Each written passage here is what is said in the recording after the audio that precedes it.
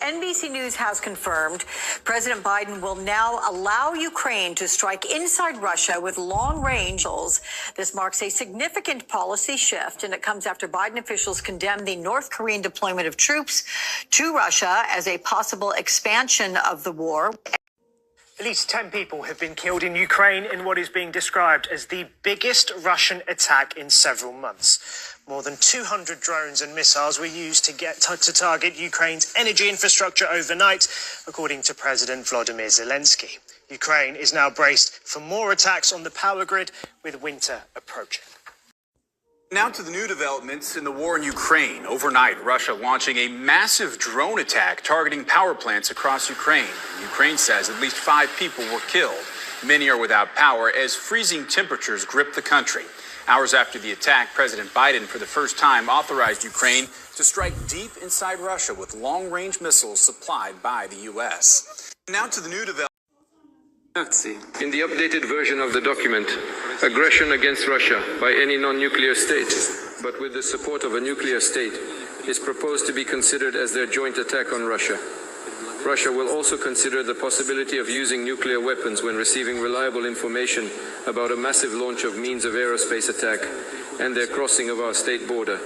This includes strategic and tactical aircraft, as well as cruise missiles and drones, hypersonic and other delivery vehicles. Russia reserves the right to use nuclear weapons in case of aggression, including if the enemy, using conventional weapons, poses a critical threat.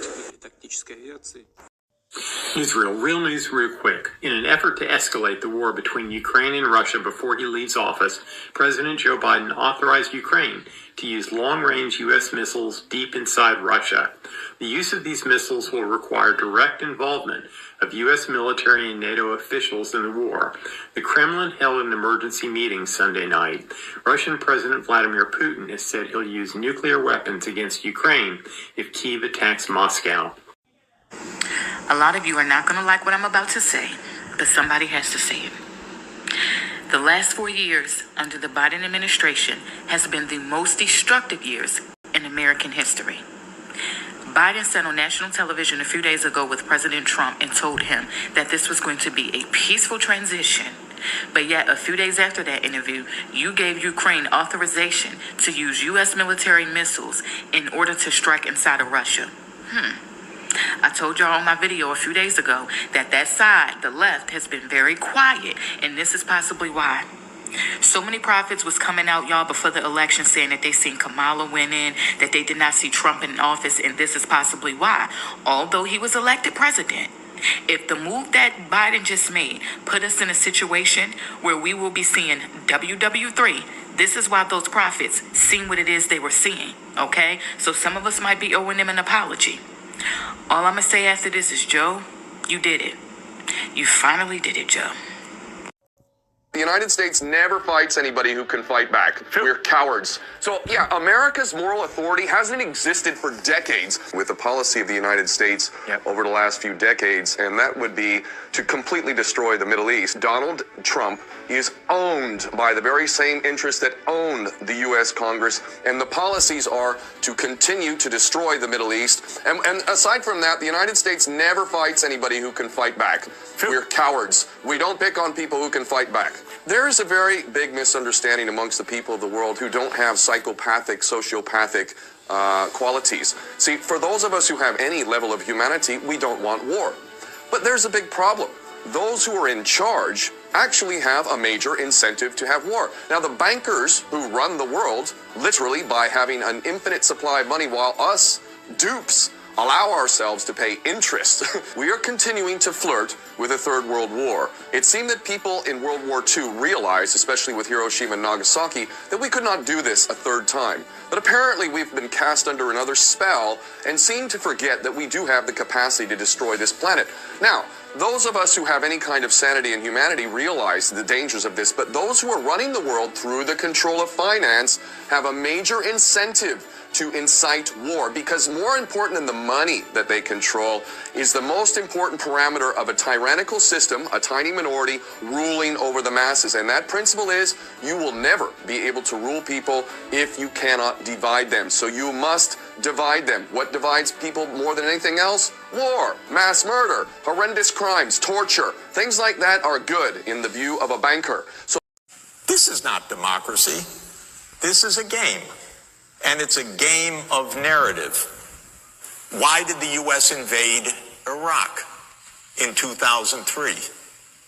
Well, first of all, it was completely phony pretenses. It wasn't, oh, we were so wrong, they didn't have weapons of mass destruction. They actually did focus groups in the fall of 2002 to find out what would sell that war to the American people. Abe Schultzke, if you want to know the name of the PR genius. They did focus groups on the war. They wanted the war all the time. They had to figure out how to sell the war to the American people, how to scare the shit out of the American people. It was a phony war. Where did that war come from? You know what? It's quite surprising.